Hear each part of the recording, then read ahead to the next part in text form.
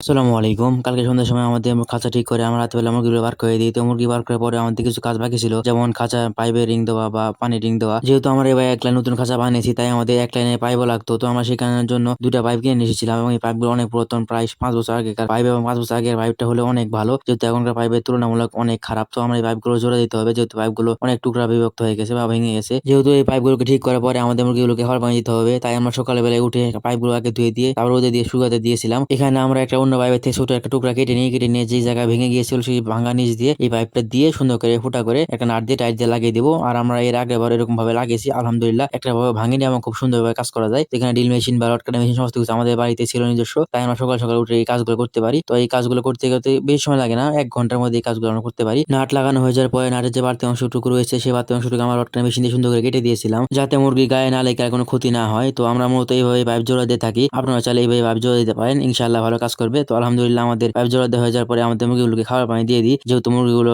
কালকে রাত থেকে না খেয়েছিল, এই জন্য খাবার দেওয়ার সাথে সাথেই খাবার খাওয়া শুরু করে দেয় এবং খাঁচা তোলার পর আমরা মুরগিগুলোকে একটা ভ্যাকসিন করি। আর সেটা আপনাদেরকে দেখানোর চেষ্টা করবো। আমাদের জন্য দোয়া করবেন। আসসালামু আলাইকুম।